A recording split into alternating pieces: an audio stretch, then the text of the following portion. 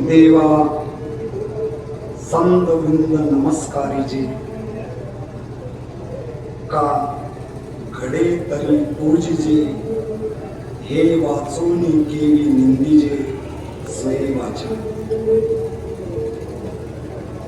सच्चिदानंद घन श्री विठ्ठलेश भगवान परमात्मा कुंडलिकराय माऊली धर्मवाद जगद्गुरु तुकोबाराय आदी करून सर्व संत मांदियाळी चंद्रभागा मातेचा पवित्र किनारा आणि आषाढी यात्रेचा महापर्वाचा योग, त्या निमित्ताने परमाधार्मी परमपूज्य बाबाजींच्या आज्ञेने आपल्या समोर प्रवचन रूपी सेवेकरिता ग्रंथराज्ञी ज्ञानेश्वरी द्वितीय अध्यायातील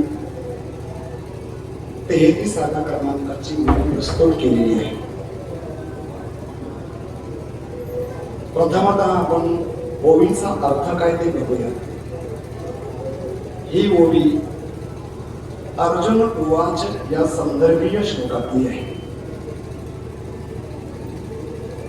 अर्जुन उवाच कथं भीष्महं संख्ये द्रोणं च मधुसूदन ईशभिः प्रतियोत्स्यामि पूजार्हावरिसूदन.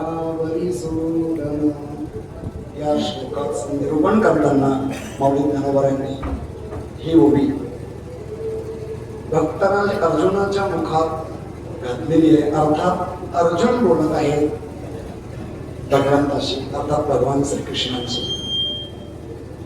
त्यामुळे ओवीचा अर्थ करताना अर्जुन म्हणतो असा घ्यावा लागेल. अर्जुन म्हणत आहे, देवा, हे श्रीकृष्ण देवा, संतवृंद नमस्कारीजे.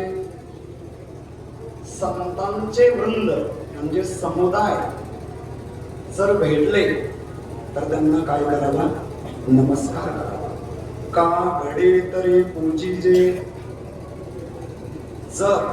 जरी घडले तरी त्यांचे पूजन करावे. हे वाचून केवी निंदीजे स्वये वाचा. संत वृंदांना नमस्कारही केला गेला नाही, पूजन तर दूरच राहिलं.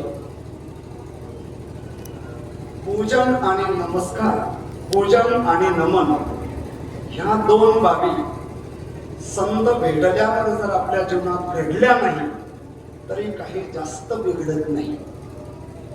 लाभ होईल की नाही तो भाग वेगळा, पण नुकसान होणार नाही. नुकसान कशाने होईल? निंदा केल्याने होईल. संतांना नमन केलं नाही, संतांचं पूजनही घडलं नाही, काही हरकत नाही, पण निंदा करू नका. हे वाचून केवी निंदीचे. नमन आणि पूजन हे सोडून आपण आपल्या वाणीने, स्वये वाचा, स्वतःच्या वाणीने संतांची निंदा करतो.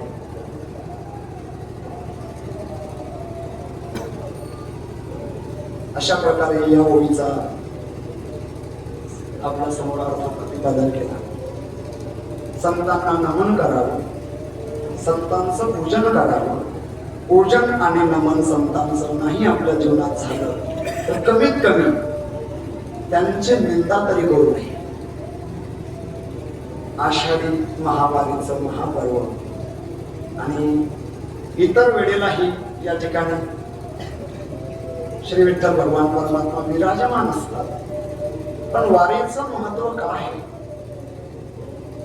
वारीच्या वेळेला भगवंताच्या सोबत संत असतात. इतर वेळेला संत एवढ्या मोठ्या संख्येत नसतात. यात्रेच्या निमित्ताने संत वृंद आलेले असतात. माऊली ज्ञानोबा येतात, जगद्गुरु तुकोबारा येतात, संत सोपानदेवजी महाराज येतात, आदिशक्ती मुक्ताई येतात, त्यांच्या सोबत अनेक संत येतात. तर आषाढी यात्रेमध्ये, कार्तिकी यात्रेमध्ये संत वृंद असतात. म्हणून या यात्रेला महत्व आहे. आणि गिरीश बुक ऑफ वर्ल्ड मध्ये नोंद झाली की बिना आमंत्रणाचे सर्वात जास्त लोक कुठे आणि केव्हा जमतात, तर गिरीश बुक ऑफ वर्ल्ड मध्ये असं नोंद झालं की बिना आमंत्रणाचे सर्वात जास्त लोक आषाढी यात्रेला पंढरपूरमध्ये जमत असतात. कोणत्याही प्रकारचं आमंत्रण नाही. तर अशा प्रकारे हा एक मृत्यू लोकातला अवर्णनीय अलौकिक अशा प्रकारचा सोहळा आहे आणि या सोहळ्याचं महत्व संतांमुळे आहे. आणि म्हणून प्रथम दिवस प्रवचन सेवा माझ्याकडे आली. त्यामुळे सुरुवात कोणत्या ओळीने करावी, तर माझ्या समोर ही ओळी माझ्या वाचनात आली आणि त्यामुळे आपल्या समोर प्रस्तुत केलेली. भगवंताच्या समोर अर्जुन उभा आहे आणि भगवंत अर्जुनाला सांगतायत, अर्जुना कुरुक्षेत्रातली घटना आहे, पश्यैतान समवेतान करून येते. इथे ह्या ओवीचा म्हणजे मूळ संदर्भ आहे. हे अर्जुना, पश्यैतान समवेतान करून, इथे करून शब्द वापरला म्हणजे या उपस्थित कौरवांना पहा. तिथे असा शब्द वापरू शकले असते भगवंत, पश्यैतान समवेतान धार्तराष्ट्र. धार्तराष्ट्र हा शब्द जर वापरला असता तर अर्जुनाच्या मनात पारिवारिक मोह निर्माण झाला नसता. आणि पारिवारिक मोह जर अर्जुनाच्या मनात निर्माण झाला नसता तर मग श्रीमद भगवद्गीतेचा जन्मच झाला नसता. अर्जुनाच्या मनामध्ये पारिवारिक मोह निर्माण व्हावा, जो पारिवारिक मोह अर्जुनानंतर येणाऱ्या साधकांच्या मनामध्ये निर्माण होईल आणि त्याला घालवण्यासाठी श्रीमद भगवद्गीतेसारखं ब्रह्मास्त्र तयार व्हावं, यासाठी भगवान श्रीकृष्णाने मुद्दाम पश्यैतान समवेतान धार्तराष्ट्रांच्या ऐवजी पश्यैतान समवेतान करून, ह्या कुरुवंशीयांना पहा. अर्थात अर्जुना, तू ज्यांना मारण्यासाठी आलाय, तू आणि ते सर्व, अर्थात तुम्ही पांडव आणि ते कौरव मुळात कोण आहेत? कुरुवंशातले. त्यामुळे तुम्ही एकच आहात. आणि कधी कधी असाच मोह आपल्या अंतःकरणात निर्माण होतो. आणि जेव्हा मोह निर्माण होतो तेव्हा व्यक्ती कर्तव्यच्युत होतो. आणि कर्तव्यच्युत झाला की तो पदच्युत होतो. आणि पदच्युत झाला की त्याचा अधःपतन असतं. अधःपतन होणे यासाठी, तो कर्तव्यच्युत होणे, पदच्युत होणे यासाठी त्याच्या अंतःकरणामध्ये मोह निर्माण होऊ नये. आणि तो मोह जर निर्माण झाला तर त्याला घालवण्यासाठी श्रीमद भगवद्गीता हे ब्रह्मास्त्र आहे. हे अर्जुनम निमित्तीकृत्य भगवान इति आह. जगद्गुरु शंकराचार्य म्हणतात, अर्जुनाला निमित्त केलं. ते निमित्त केलं कुठे केलं? पश्यैतान समवेतान करून इथे निमित्त केलं.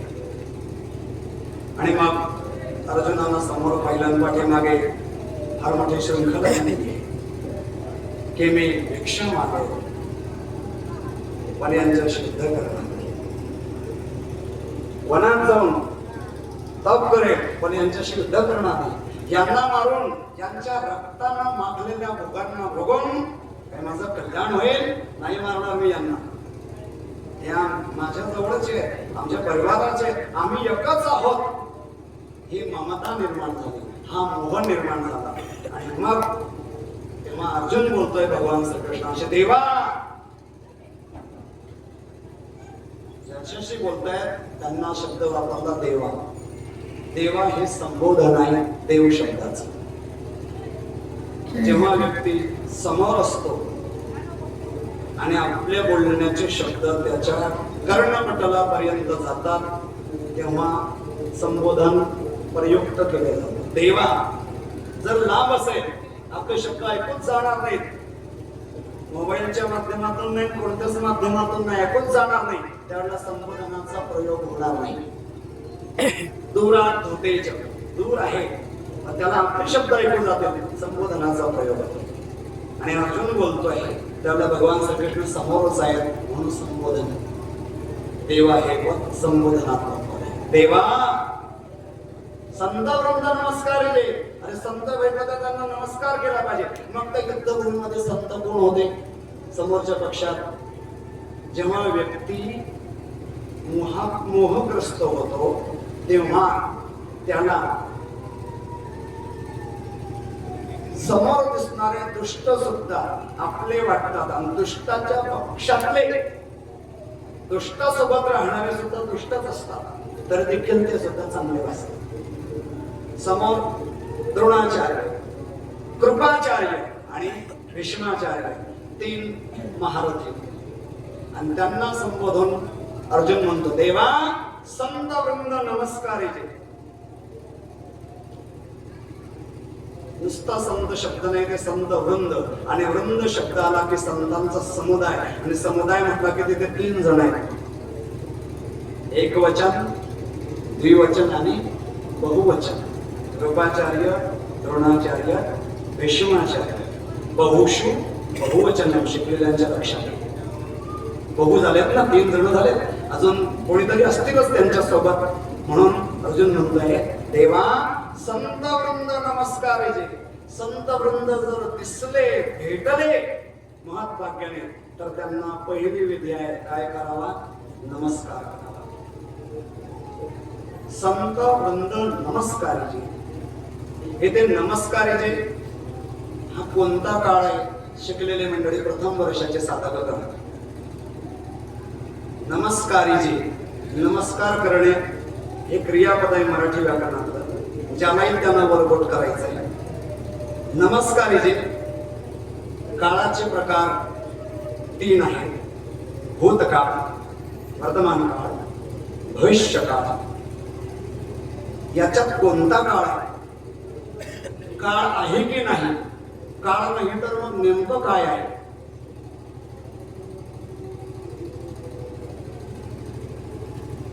अजून जवळ देतो आपल्या. याच्यात काळच नाही, इथे अर्थ आहे. अर्थाचे 4 प्रकार आहेत: आज्ञार्थ, विध्यर्थ, संकेतार्थ आणि स्वार्थ. त्यापैकी नमस्कार जे हे आज्ञार्थ आहे की विध्यर्थ आहे की संकेतार्थ आहे की स्वार्थ आहे? कोणता आहे? प्रथम वर्षावाले बोला. अरे पाठ केलंय तुमचं. नमस्कार जे प्राचीन मराठी आहे, मौलिक नामदारांच्या काळात. देवा संत वृंद नमस्कारीचे. पुढे पूजिते, निंदीचे, जे जे जे काय विद्यार्थी बरोबर सांगितलं. प्राचीन मराठीमध्ये जे शब्द वापरला जातो, अर्वाचीन मराठीमध्ये वा वी वे वापरला जातो. विद्यार्थी. देवा संत वृंद नमस्कारीचे. देवा संत वृंद जर दिसले, भेटले, तर त्यांना नमस्कार करावा किंवा नमस्कार केला पाहिजे. वे किंवा पाहिजे हे विद्यार्थ्यांमध्ये वापरलं. देवा संत वृंद जर आपल्या महत् वाक्याने आपल्याला भेटलेच, तसे संत भेटत नाही. बहु अवघड असे संत भेटले.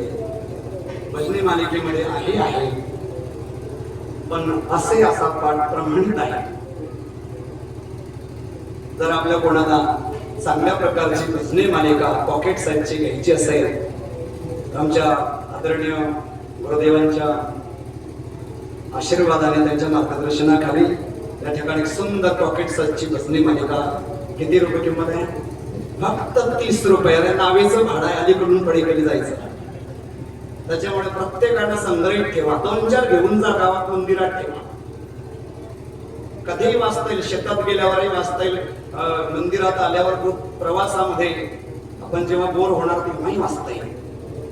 शुद्ध अशा प्रकारचे जे सांप्रदायिक मान्य पाठ आहेत, ते पाठ ग्रहण करून ती भजनी मालिका करते असतो. मी आपल्या समोर जो मुद्दा निवेदन करता तो असा आहे: देवा संत वृंद नमस्काराचे. संतांचे समुदाय भेटले तर त्यांना नमस्कार करावा. संतांची भेट सोपी नाही, अवघड आहे. चंद्रामार्ग सुखी सेववे, आस्था जाता रवी धरवे, पाह्या हिळा सागर तरवेल, पहिल्या साधूची भेटी न होईल. संतांची भेट होणार नाही, आणि जोपर्यंत संत भेटणार नाही तोपर्यंत भगवंत भेटले. ब्रह्मलीन परमश्रद्धेय स्वामीजी श्री रामसुखदासजी महाराज निवेदन करायचे, भगवान मिलने पर जब तक संत मिलते नहीं तब तक भगवान के मिलने का फल प्राप्त होता नहीं. आपल्या भाषेत आपल्या समोर निवेदन करतो, भगवंत भेटले पण केवळ भगवत दर्शनाने. जोपर्यंत संतांची कृपा होत नाही तोपर्यंत केवळ भगवंताच्या दर्शनाने भगवंताच्या भेटीने आनंद होणार नाही. अत्यंत दुःखाची निवृत्ती आणि परमानंदाची प्राप्ती होणार नाही. दुर्योधनाला भगवान श्रीकृष्ण अनेकदा भेटले पण दुर्योधनाला मोक्ष प्राप्त मान्य आपल्याला नाही. का? त्याला संत भेटले नाही, त्याची संतांवर श्रद्धा नाही. माझ्या निवेदनाचं तात्पर्य हे आहे की जोपर्यंत संत भेटत नाही, संतांवर श्रद्धा आपल्या अंतःकरणामध्ये वृद्धिंगत होत नाही, तोपर्यंत भगवंताच्या भेटीपासून लाभ नाही. ब्रह्मलीन परमश्रद्धे स्वामीजी श्री रामसुखदासजी महाराज पुन्हा सांगायचे, भगवान के दर्शन का महत्व नहीं है, भगवान के प्रति हमारा प्रेम प्यार का महत्व है. भगवान मिलने पर यदि भगवान हमें प्यारे नहीं लगेंगे, भगवान मीठे नहीं लगेंगे, तो भगवान के दर्शन का कोई भी मूल्य नहीं है. भगवान भले ही ना मिले हमें, पूरी जिंदगी भर भगवान ना मिले, लेकिन भगवान हमें प्यारे लगे और भगवान के बिना हमारे जीवन में कोई आश्रय नहीं है, केवल हमारा आश्रय भगवान ही है, तो भगवान के मिलने की जरूरत नहीं है. भगवान के प्रति हमारा आकर्षण होना चाहिए. भगवान ही हमारे हैं और दुनिया में भगवान के अलावा हमारा कोई भी नहीं है. चाहे भगवान दर्शन दे या न दे, चाहे पृथ्वी पर रखे चाहे नरक में डाले, हम भगवान ही हमारे हैं. और ये जो बात बताते हैं ये संतों के मुख से हमें प्राप्त होती है. जब तक संत नहीं मिलते तब तक ये ग्रंथी सुलझती नाही, तोपर्यंत हा ग्रंथी भेद होत नाही. आणि म्हणून संतांची भेट होणं जीवनामध्ये महत्त्वाचं लक्षण आहे. आपल्या सर्वांना कल्पना आहे म्हणून मी मोठा विस्तार करणार नाही. संत भेटले, अजून इथे वृंद शब्द आलेला आहे, त्याचा अर्थ असा असावा. माऊली ज्ञानोबा जी ज्ञानेश्वरी लिहितात त्या काळात संत एकटे राहत नसावे, त्यांच्यासमोर शिष्य समुदाय चालत असावा. कारण नाथ परंपरेतून माऊली ज्ञानोबांनी वारकरी संप्रदायाची स्थापना केली. नाथपंथ वारकरी संप्रदाय पुढे ज्ञानदेवे रचिता पाया उभारिले देवाला. तर नाथपंथामध्ये संत मंडळी विशेष करून कानिपनाथांसारखे सत्पुरुष एकटे राहत नव्हते, त्यांच्यासोबत मोठी मंडळी चालायची. मोठा आणि जर आपण नवनाथ ग्रंथ पाहिला तर त्यामध्ये त्याचं वर्णन सापडतं. तर तत्कालीन परिस्थितीनुसार व्यक्ती जेव्हा बोलतो ना किंवा लिखाण करतो त्याच्यासमोर तत्कालीन परिस्थिती असते आणि भविष्यकालीन परिस्थितीसाठी तत्कालीन परिस्थिती कशी आणि उपयुक्त ठरेल याचा संदर्भ घेऊन व्यक्ती बोलत किंवा लिहत असतो. तर तत्कालीन परिस्थितीत संत समुदायाने राहत होते, त्यांच्यासोबत साधक राहत होते. आणि आमच्या परमश्रद्धेय गुरुहरी बाबाजींच्या सोबतही संतांची मांडळी याडी असते, साधकांची मांडी याडी असते. परमश्रद्धेय बाबाजी एवढ्या वयामध्ये सुद्धा पायी वारी करतात. हे बाबाजींची एक साधना आहे, एक तपश्चर्या आहे.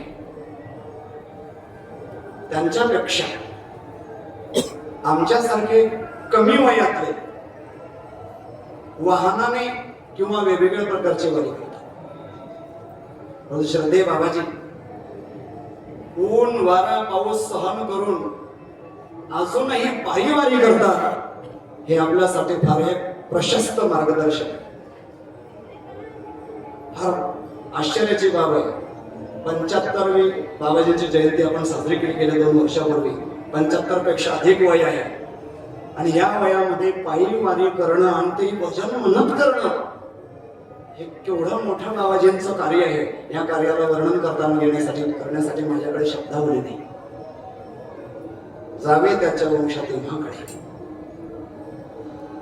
श्रद्धेय बाबाजींना भगवान परमात्मा उदंड आयुष्य देव. असे सत्पुरुष जर भेटले तर त्यांना काय केलं पाहिजे? नमस्कार केला पाहिजे. देवा संत वृंद नमस्कार. नमस्कार केल्याने काय लाभ होईल? कारण व्यक्ती सामान्य व्यक्ती प्रयोजनम अनुद्दिश्य मंदो विना प्रवर्तते. प्रयोजन अर्थात फलप्राप्ती पाहिल्याशिवाय मंद बुद्धीचा व्यक्ती सुद्धा त्या कार्यामध्ये प्रवृत्त होत नाही. नमस्कार करण्याचा फायदा काय? संतांना नमस्कार केल्याने काय फायदा होतो? तर संतांना नमस्कार केल्याने 4 प्रकारचे लाभ प्राप्त होत असतात. एक प्रसिद्ध सुभाषित आहे, अभिवादनशीलस्य नित्यं वृद्धोपसेविनः चत्वारि तस्य वर्धन्ते आयुर्विद्या यशो बलम्. अभिवादनशीलस्य नित्यम पद आलेले येते. नित्यम अभिवादनशीलस्य कोणती विभक्ती आहे? अभिवादनशीलस्य वचन कोणतं? षष्ठी विभक्ती एक वचन. नित्यम अभिवादनशीलस्य, जो नित्य अभिवादन करण्याचं शील आपल्या जीवनात जोपासतो त्याच्या जीवनात अभिवादनशीलस्य नित्यम वृद्धोपसेविनः. नित्यम संत वृंद किंवा वंदनीय सत्पुरुष भेटल्यावर ज्याला वंदन करण्याची नमन करण्याची सवय पडलेली आहे, त्याचं शील आहे, अशा व्यक्तीला आणि वृद्धांची सेवा करतो अशा व्यक्तीला चत्वारी तस्य वर्धन्ते, त्याच्या जीवनात 4 गोष्टी वाढतात. कोणत्या कोणत्या? आयुः विद्या यशः बलम. ह्या 4 गोष्टी वाढतात. पहिली गोष्ट वाढते आयुष्य. कोणाचं आयुष्य वाढलंय का? वाढलेलं आहे आणि प्रसिद्ध इतिहास आहे. संतांची मांदियाळी चाललेली होती आणि एका व्यक्तीची प्रेतयात्रा चाललेली होती. ते कोण? संत वृंद येत आहे, इकडनं प्रेतयात्रा चाललेली आहे आणि प्रेतयात्रा स्मशानात जाण्यापूर्वी गावातून निघाल्यावर एका ठिकाणी थांबते. त्याला कोणतं ठिकाण म्हणतात? विसावा. विसाव्याला यात्रा थांबलेली आहे, प्रेतयात्रा. ज्या पुरुषाची प्रेतयात्रा होती त्यांच्यासोबत तत्कालीन परिस्थितीनुसार त्यांच्या सौभाग्यवती विधवा झाल्यामुळे त्यांना सती पाठवलं जात होतं. सती पाठवणे, सती जाणे या 2 गोष्टी भिन्न आहेत. पती गेले, आता माझं काहीच नाही, अशा प्रकारची उत्कट पतीबद्दल भावना निर्माण झाली. स्वतःहून सती जात असेल तर ते सती जाणं आहे. नाही नाही नाही, तुझे पती मेले, आता तुझं काय नाही, तुम्हाला बळजबरी पाठवलं जातं, ते चुकीची बाब आहे. ब्रह्मलीन परमश्रद्धे स्वामीजी श्री रामसुखदासजी महाराज सांगायचे, त्यांनी ही घटना पाहिलेली देवाची. सरकारने आता सती प्रथेवर बंदी आणलेली आहे. ब्रह्मलीन परमश्रद्धे स्वामी श्री रामसुखदासजी महाराज सांगायचे, घडलेली घटना, एका पतिव्रतेचे पती स्वर्गवासी झाले. तिला सती जायचं होतं पण परिवाराने मनाई केली. तिला घराच्या बाहेर निघू दिलं नाही. तिने दरवाजातून खिडकीतून बाहेर बोट केलं, सूर्यनारायणाला प्रार्थना केली, हे सूर्य भगवान, आप पूरी दुनिया को अग्नि देते हो, प्रकाश देते हो, यदि मैं सच्ची पतिव्रता हूं और मेरी पति के प्रति सच्ची भावना हो तो मुझे अग्नि दे दो. भगवान सूर्यनारायणाने त्या पत्नीला म्हणजे त्या माऊलीला अग्नी दिला होता आणि सर्वांच्या देखत ती माऊली घरात सती गेली होती. घडलेली सत्य घटना स्वामीजी सांगायची. अशा प्रकारची उत्कट पतींबद्दल प्रेम भावना असेल तर ती सती जाणं स्वतःहून तो भाग वेगळा. तर त्या सती जाणाऱ्या माऊलीने विचार केला, आता आपल्या आयुष्याचे फार कमी क्षण राहिले, आपले पती आता स्मशानात आणि त्यांचा अंत्यविधी होईल आणि त्यासोबत आपल्याला चितेत उडी मारावी लागेल. कोणीतरी संतांची दिंडी येत आहे, आपण त्यांना नमस्कार करूया. म्हणून ती माऊली गेली आणि माऊलींना नमस्कार केला. लक्षात आलं का आपल्या? माऊलींचे डोळे बंद होते. माऊली म्हणजे ज्ञानोबा आहे. बांगड्या वाजल्या. अर्थात कोणीतरी सौभाग्यवती सती जाताना सर्व प्रकारचे शृंगार करावे लागतात, तर कोणीतरी सौभाग्यवती पाया पडत आहे असं माऊलीने पाहिलं आणि आशीर्वाद दिला, सौभाग्यवती भव. त्या सती जाणाऱ्या भगिनीने माऊली ज्ञानोबांना प्रश्न विचारला. प्रश्न, आशीर्वाद तुमचा ह्या जन्माचा का भविष्य काळातल्या पुढच्या जन्माचा? म्हणजे माझे पती स्वर्गवासी झाले, त्यांची प्रेतयात्रा 20व्याला थांबलेली आहे, मी सती जाण्यासाठी निघालेली आहे, आणि तुम्ही आशीर्वाद दिला सौभाग्यवती व्हावं. अर्थात हा आशीर्वाद या जन्मासाठी नसावा, तो पुढच्या जन्मासाठी कदाचित असावा. माऊलीने सांगितलं नाही नाही नाही, मी तसा विचार करून आशीर्वाद दिला नाही, मी सामान्य रूपाने आशीर्वाद दिला. आणि सामान्य रूपाने जे बोललं जातं ते वर्तमान काळातलं असतं, त्याच्यामुळे हा आशीर्वाद ह्या जन्माचा असावा. पण म्हटलं माझे पती मेले ते खरं का तुमचं सौभाग्यवती व्हावं हा आशीर्वाद खरा? म्हटलं माझा आशीर्वादच खरा. जर तुझे पती मेले असते तर माझ्या मुखातून सौभाग्यवती भव हे शब्द निघालेच नसते. माझ्या सत्यवादाचे तप वाचा केली बहुत करतो, माझ्या मुखातून हा सत्य शब्द निघणारच नाही. समाज म्हणायला लागला, माऊली ह्या महिलेचे पती वारले. नाही नाही नाही, चला. माऊली आले त्यांच्याजवळ आणि माऊली ज्ञानोबांना विचारलं, नाव काय यांचं? काय नाव? सच्चिदानंद. माऊली ज्ञानोबा काय बोलले, हे सत असत का झालास रे? हे चित चित असून जड का झालास रे? आणि हे आनंद स्वरूप असून इतरांना दुःख का देतोस रे? उठ सच्चिदानंद. जणू काही झोपेतून व्यक्ती उठावा तसे सच्चिदानंद बाबा उठून गेले. नमस्कार कोणी केला होता? सच्चिदानंद बाबांच्या पत्नीने नमस्कार केला. तर आयुष्य कोणाचं वाढलं? पतीचं आयुष्य वाढलं. तर मग जो नमस्कार करेल त्याचं स्वतःचं आयुष्य निश्चितच वाढेल, हे निर्विवाद सत्य आहे. म्हणून आपण दीर्घायुष्य आणि